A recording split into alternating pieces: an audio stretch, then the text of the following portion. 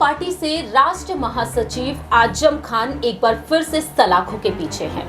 आजम खान पर 100 से अधिक मुकदमे अब तक दर्ज हो चुके हैं और इन्हीं मुकदमों के चलते बार बार उन्हें सलाखों के पीछे जाना पड़ रहा है। अब अपने बेटे अब्दुल्ला आजम खान की वजह से वह जेल में कैद है। सीतापुर की जेल में आजम खान को एक बार फिर से भेज दिया है। आपको बता दें कि 2 फर्जी जन्म प्रमाण पत्र के मामले में आजम खान, उनकी पत्नी तंजीन फातिमा और उनके बेटे अब्दुल्ला को 7-7 साल की सजा सुनाई गई है रामपुर की MP MLA कोर्ट की तरफ से। ऐसे में यहाँ पर अब सवाल यही उठ रहे हैं कि आखिरकार आजम खान ने जिस विरासत को इस मुकाम तक पहुंचाया, रामपुर का जब भी कोई नाम सुनता है तो जाहिर है कि यहाँ पर आजम खान का नाम जुबान पर सभी के आता है, लेकिन अपने इन मुकदमों के चलते उनकी छवि काफी ज्यादा धूमिल होती हुई भी कहीं ना कहीं नजर आ रही है। ऐसे में अब सवाल यहाँ पर ये खड़े होते हैं कि आजम खान जो कई बार विधायक रहे हैं, कई बार सांसद रहे हैं, आखिरकार उनकी इस विरासत को कौन संभालेगा? सवाल लगातार यहाँ पर यही उठ रहे हैं। तो आज एक बार फिर से आपके बीच हाजिर है और इसी मामले पर चर्चा करेंगे। नमस्कार, मैं प्रांशी राठौर और आप देख रहे हैं नेक्स्ट 9 न्यूज। आज हमारे स्पेशल प्रोग्राम में हमारे साथ मौजूद हैं हमारे सहयोगी अमन जी। अमन जी, आपको बहुत बहुत स्वागत है। आपको बता दें दर्शकों कि अमन जी खुद रामपुर से ताल्लुक रखते हैं और ऐसे में देखा जाए तो रामपुर की सियासत से वह बखूबी वाकिफ है।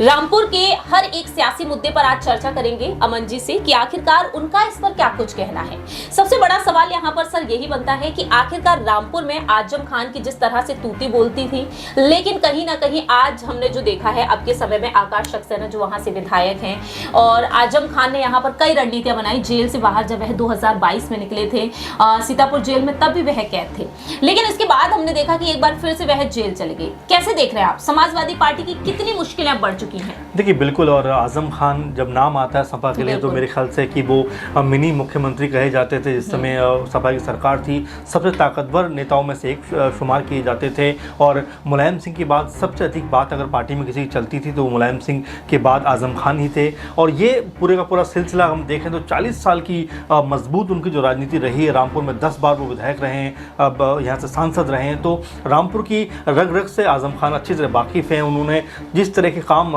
रामपुर में किए उसकी बिना पर भी उनको वोट मिला और लगातार मिलता रहा। ऐसा नहीं कि एक चुनाव में मिला फिर 3-4 चुनाव हार गए, बल्कि बारंबार उनको उस सीट से कोई हरा नहीं पाया। तो ऐसे में आजम खान का क्या वहाँ पे रौब है, किस तरह का उनकी वहाँ पर अहमियत है और लोग उनको कितना पसंद करते हैं, इस बात से जाना जा सकता है कि 10 बार विधायक चुने जाना लगातार ये छोटी मोटी बात नहीं है। तो ऐसे में एक बड़ा सवाल कि अब जबकि उनकी पत्नी, खुद आजम खान, उनका बेटे अब जब जेल के सलाखों के पीछे हैं, तो बड़ा सवाल अपने आप में निकल कर आता है कि आखिर इस 40 साल की विरासत को जो लगातार आजम खान ने अपने खून पसीने से सींची है रामपुर के अंदर खासकर, वो कौन आगे बढ़ाएगा, वो कौन आगे लेके जाएगा? तो ऐसे में जो पारिवारिक नाम है वो निकल कर आता है उनकी बहू सिद्रा अदीब का, वो शायद इसको आगे बढ़ाएं। क्योंकि इससे पहले अगर हम देखें जो उपचुनाव हुए थे उस समय भी सिद्रा अदीब का नाम निकल कर सामने आया था और ये कहा, उन्होंने भी ये कहा था कि अगर मुझे कहा जाता है तो मेरे लिए कोई परेशानी की बात नहीं है, मैं चुनाव लड़ना चाहूँगी। लेकिन एन वक्त पे वो तो उनका नाम जो है इस चुनाव के लिए नहीं आया। लेकिन हो सकता है कि 2024 क्योंकि बहुत नज़दीक है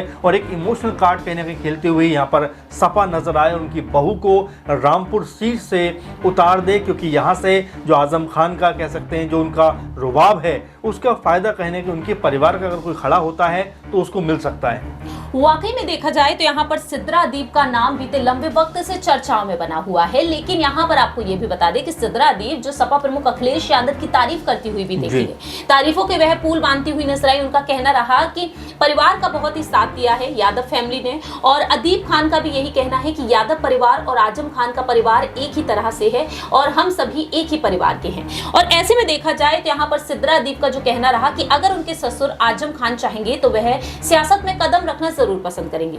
लेकिन देखा गया कि सिद्रा को यहाँ पर इजाजत नहीं मिली और अब देखा जाए तो यहाँ पर 40 साल का जो सियासी करियर की जो आपने बात कही है उस पर अगर रुक किया जाए तो यहाँ पर आजम खान का जो सियासी करियर अब ढलान पर आ चुका है। इसके बाद से यहाँ पर यही सवाल खड़े होते हैं कि अब अखिलेश यादव की क्या कुछ रणनीतियां होंगी? क्या मुस्लिम वोट बैंक को साधने के लिए यहाँ पर एक बड़ा फोर्स यहाँ पर देखने को मिलेगा सिद्रा के लिए, या फिर यूं कहा जाए कि अदीब सियासत में कदम रखने का कोई अब यहाँ पर रणनीति अपनाती हुई नजर आएंगे? क्योंकि अदीब जो है वो लगातार आजम खान से मुलाकात करने के लिए भी पहुंच रहे हैं, अब्दुल्ला से भी मुलाकात की, तंजीन से भी मुलाकात की है। देखिए अदीब बिल्कुल आप आपने सही कहा कि जिस तरह से हम पूरे के पूरे माहौल को देखें तो ये नज़र आता है कि रामपुर की सीट समाजवादी पार्टी के लिए बहुत महत्वपूर्ण सीट रही है। और अगर देखें कि 92 के बाद से जब जो है सपा पार्टी अस्तित्व में आई, उसके बाद से आजम खान एक प्रमुख चेहरों में से एक रहे हैं, स्तंभ रहे हैं पार्टी के, कह सकते हैं कि पार्टी के शिल्पकार रहे हैं। और यही वजह है कि मुलायम सिंह यादव सबसे अधिक भरोसा किसी पे करते थे अपने भाई शिवपाल के बाद, तो वो या तो आजम खान थे या फिर अमर सिंह थे। तो ऐसे में मुलायम सिंह यादव के लिए हमेशा एक मजबूत पिलर रहे। मुझे याद आता है 2012 का वाकया, जब मुलायम सिंह यादव ने सडनली कह दिया चुनाव जीतने के बाद कि जो मुख्यमंत्री प्रदेश का वो अब मेरा बेटा यानी कि अखिलेश यादव बनेंगे। उसके बाद आजम खान नाराज हो जाते हैं और वो रामपुर चले आते हैं बिना शपथ लिए। इसके बाद मुलायम सिंह यादव जो है उनसे फिर एक बार कांटेक्ट करते हैं, उनको बुलाया जाता है और उनका जो है उनको मनाया जाता है। तो ये इस तरह का उनका रसूख है पार्टी के अंदर, इस तरह की उनकी ताकत, उनकी जो कह सकते हैं कि पैठ है पार्टी के अंदर। और यही वजह है कि लगातार समाजवादी पार्टी और खासकर अखिलेश यादव उनको किसी भी कीमत पर खोना नहीं चाहते। अगर आपको याद हो प्रियांशी जी, तो बीच में एक ऐसा भी वक्त आया जब ये बात कही गई, चाहे सीएम योगी की तरफ से हो या ओवैसी की तरफ से हो, कि आजम खान का साथ जो है वो अखिलेश यादव ने छोड़ दिया है। उसी वक्त जो है ओवैसी ने उनको कहा कि आप मेरी पार्टी में आ सकते हैं, तो वहीं जो है सीएम योगी ने ये कहा था कि अखिलेश ने ही खुद उनका ये हाल बनवा दिया है और उनकी कोई खोज खबर वो नहीं ले रहे हैं। तो ऐसे में उनकी जो बहू थी सिद्रा अदीब, उन्होंने यही बात कही थी कि मेरे जो ससुर हैं उनकी जो कह सकते हैं कि एक कनेक्टिविटी है सपा के साथ में, वो आज भी वैसी की वैसी। अखिलेश यादव हमारे पूरे परिवार का बहुत ध्यान रखते हैं और तमाम तरह के आपस में जो मनगढ़ंत बातें थी उसको साफ किया था। तो ऐसे में एक महत्वपूर्ण सीट और जो दोनों के परिवारों की जो कनेक्टिविटी है, किसी छुपा हुआ मामला नहीं है। पश्चिम यूपी की बात करें अगर हम प्रियांशी, तो आजम खान एक वो चेहरे हैं जो पश्चिम यूपी में सबसे बड़े मुस्लिम चेहरे के रूप में जाने जाते थे। उनके नाम पर तमाम विधायक जीते समाजवादी पार्टी के। लेकिन हाँ, आपने एक शब्द का जिक्र किया कि ढलान, देखिए बिल्कुल सही बात है कि हमेशा आदमी की जो उड़ान होती है वो एक जैसी नहीं रहती। जो आसमां पे गया है वापस उसको ज़मीन पे आना ही पड़ता है। और ये जो नज़र अब आ रहा है कि 40 साल लगभग पूरी ताकत के साथ में रामपुर में उन्होंने राज किया, लेकिन अब जब 40 साल के बाद सत्ता को ट्रांसफ़र करने की बारी है, चूँकि वो भी इसलिए कि उनका बेटे जो अब्दुल्ला हैं वो भी जेल के सलाखों के पीछे हैं, उनकी पत्नी भी और खुद आजम खान भी। तो ऐसे में बाहर रहकर आखिर कौन वो चेहरा है जो सपा के लिए रामपुर सीट से उतर सकता है, क्योंकि अब समाजवादी पार्टी जैसा हम देख रहे हैं कि यूपी में अपने लिए एक बेहतर माहौल बनाने के लिए उम्मीद में है कि उनकी सीटों में इजाफा हो, कम से कम 25 से 30 सीटें उनके हाथ में आए, तब वो राजनीति में और ज़्यादा बुलंद होकर जो है केंद्र की राजनीति में आ सकते हैं। तो कुल मिलाकर स्थिति क्या बनेगी, किस तरह से बनेगी, लेकिन फिलहाल आजम खान की विरासत को आगे बढ़ाना एक बहुत बड़ी, मुझे लगता है प्रियांशी, जिम्मेदारी होने वाली है।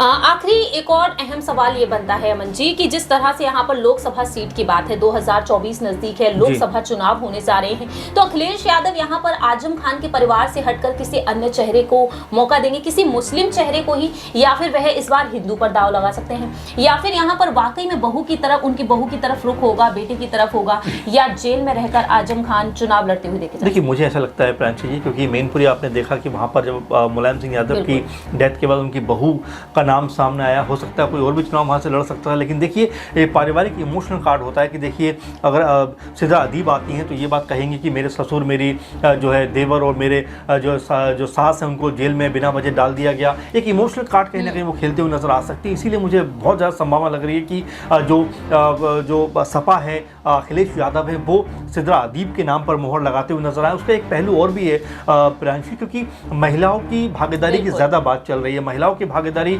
बढ़ाने की ज़्यादा बात चल रही है। तो ऐसे में हो सकता है कि सिद्रा अदीब का नाम निकल कर सामने आए और ये भी कहा जाए कि देखिए हम महिलाओं को हमेशा आगे रखते हैं और महिलाओं का जिक्र हुआ है तो हम जो हमारे मजबूत सीटें हैं उन पे हम अपने महिला प्रत्याशियों को ज़रूर उतारेंगे। तो एक मैसेज देने का जो काम है, हो सकता है कि वो सपा यहाँ से करती हुई नज़र आ जाए। तो कुल मिलाकर जो स्थिति है, जो पॉलिटिकल हम पूरे माहौल को अगर समझें तो उसमें समाजवादी पार्टी इस पोजीशन में मुझे लगता है नहीं है कि किसी गैर चेहरे को वहाँ पर आजमाए या किसी दूसरे चेहरे को वहाँ पर लेके आए, बल्कि हो सकता है ये बड़ी संभावना है, क्योंकि जितनी सूत्रों से मुझे जानकारी मिलती है, जितनी बात मैं करता हूँ, उसमें काफ़ी हद तक ये बात कंफर्म है कि सिद्रा अदीब का नाम आने वाले 2024 के लिए सपा की तरफ से निकल कर सामने आएगा। क्योंकि हमने ये भी देखा कि जब आजम खान सांसद जीते, उनको किस तरह संसद में परेशान भी किया गया, आखिरकार उन्होंने तंग आकर अपने जो है पद से जो छोड़कर सांसदीय विधायक का चुनाव लड़ा। तो ऐसे में महत्वपूर्ण बात यही है कि आजम खान का वो वर्चस्व वहाँ पर है, वो चाहे सांसदी लड़ें या विधायक ही लड़ें, उनकी सीट वहाँ से कंफर्म मानी जाती है। यानी कि जो सपा की सबसे मजबूत अभेद किले में से एक है रामपुर की सीट। और ऐसे में क्या अब जिस तरह मौजूदा वक्त में अगर बात करें तो जिस तरह से आकाश सक्सेना वहाँ पर चुनाव जीते हुए हैं, अगर उनके मुकाबले सिद्रा अदीब अगर आती हैं तो कितना वो इम्पैक्ट क्रिएट कर पाएंगी, ये देखना महत्वपूर्ण होने वाला है। और साथ में ये भी कि क्या आज़म जो अखिलेश यादव हैं क्या वो सिद्रा अदीब पे दाव लगाते हुए दिखाई पड़ेंगे, क्योंकि आखिर में हर वोट का कैलकुलेशन होता है। और अगर उनको ऐसा लगे कि बाकी सिद्रा अदीब एक बड़ा चेहरा हो सकती है तो मुझे लगता है कि वो ज़रूर उनका नाम आगे करेंगे। वाकई में देखा जाए तो यहाँ पर अगर इतिहास पर रुख किया जाए, जैसा कि यादव फैमिली की आपने बात कही, अगर रुख किया जाए यहाँ पर बिहार की सियासत की तरफ तो लालू प्रसाद यादव जो मुख्यमंत्री रहे, लेकिन जब वह घोटाले के मामले में फंसते हुए नजर आए तो उन्होंने भी अपनी पत्नी को आगे किया। यानी कि यहाँ पर अगर महिला वोट बैंक को साधने की अगर बात आती है तो परिवार की किसी एक महिला को भी पॉलिटिक्स में एक्टिव किया जा सकता है। अब आने वाले समय में ये देखना होगा कि आजम खान की मुश्किलें इसी तरह से बढ़ती रही, क्योंकि छजलेट प्रकरण में, दूसरी ही तरफ हेट स्पीच मामले में भी आजम की मुश्किलें बढ़ी। अब 2 फर्जी जन्म प्रमाण पत्र के मामले में जो उनके बेटे विधायक रहे हैं स्वार टांडा सीट से, और ऐसे में देखा गया है कि उनकी विधायकी भी दांव पर लग गई। तो ऐसे में आजम खान क्या अपनी बहू को आगे करना पसंद करेंगे, यहाँ पर अदीब खान क्या वाकई में अपनी पत्नी को आगे करना पसंद करेंगे, ये काफी ज्यादा अहम सवाल बनता है। तो फिलहाल यहाँ पर देखना होगा कि लोकसभा चुनाव जब होंगे तो आखिरकार अखिलेश यादव और उनकी पत्नी मैनपुरी से सांसद डिंपल यादव की क्या कुछ रणनीति होंगी, क्या वाकई में महिला वोट बैंक को साधने के लिए यहाँ पर कोशिश की जाए, क्योंकि कांग्रेस में भी हम देख रहे हैं महासचिव प्रियंका गांधी वाड्रा को काफी आगे किया जा रहा है। 5 राज्यों के विधानसभा चुनाव में भी अब तो बात ये तक आ गई कि लोकसभा चुनाव उन्हें लड़ने चाहिए, और उनके पति भी यही बात कहते हैं। तो आने वाले समय में देखना होगा कि महिला आरक्षण की बात मोदी सरकार भी करती है, अब यहाँ पर महिला वोट बैंक को साधने के लिए किस तरीके से रणनीतियां बनाई जा सकती हैं समाजवादी पार्टी की तरफ से। फिलहाल इस खास प्रोग्राम में इतना ही, लेकिन आपकी क्या कुछ राय प्रतिक्रिया है, आखिरकार आजम खान की इस विरासत को उनकी बहू को संभालना चाहिए या फिर किसी अन्य को? इस प्रोग्राम के कमेंट सेक्शन में आप अपनी राय रख सकते हैं। तब तक के लिए आप देखते रहिए Next 9 न्यूज़।